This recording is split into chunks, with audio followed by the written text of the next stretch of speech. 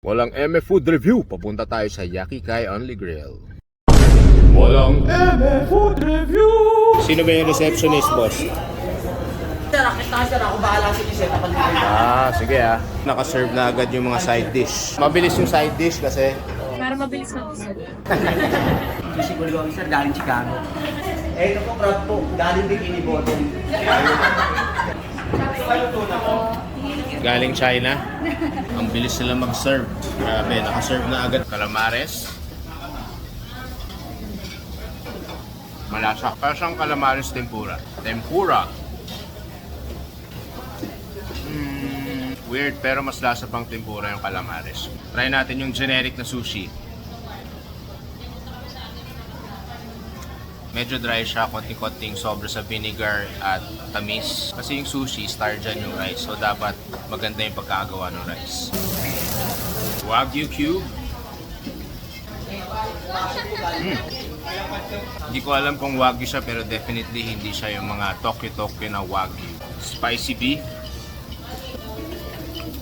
Hindi siya spicy at all. Medyo matamis. Beef yakiniku. Ito yung tamang-tamang timpla for me na medyo garlicky, savory, regular beef. Dito makikita yung quality ng beef pag asin lang, good quality. Prime rib. Okay ma'am. Rave ko lang ulit, ang sarap talaga ng wagyu cube sila. Mas masarap pa sa steak na rib eye. Lahat ng mga kapitbahay naka-pineapple juice lahat. Scallop, mainit-init pa. Alam mo pag frozen na yung seafood na matagal na. Fake oysters. Light lang yung garlic saka cheese. Kondesente naman yung salmon sashimi. Siyempre mas masarap with soy sauce. Fresh, fatty, maganda yung cut. Sinerve agad yung spicy seafood plate. Kaya malamig na ngayon after 1 hour. I-grill na lang namin. Iinitin dyan. Opo. Kaya po sir, kung gusto po nila i-grill na lang dyan or palitan na lang po natin. Ito yung octopus. Obviously, mas maliit siya dun sa mga nakikita natin sa mga influencer vlogs. May nakita tayong mas matabang part ng octopus, kaya ito yung kakainin natin.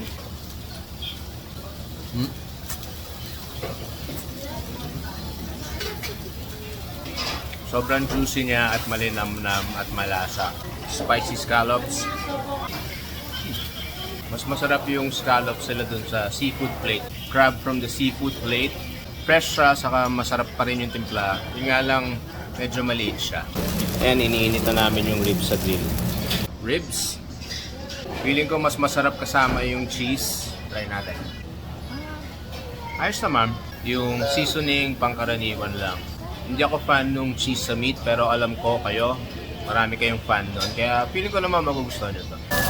Sobrang daming seafood, nung seafood platter. Yan, ang daming shrimp. Grabe. Masarap naman yung seafood platter. Pero siguro nadali lang ako ng expectations versus reality ng mga napanood ko sa mga vlogger. Dahil nakita ko sa vlog, wow, ang laki ng octopus. Tapos parang sizzling siya. Medyo na-disappoint lang ako na kailangan pa nating initin uli sa grill.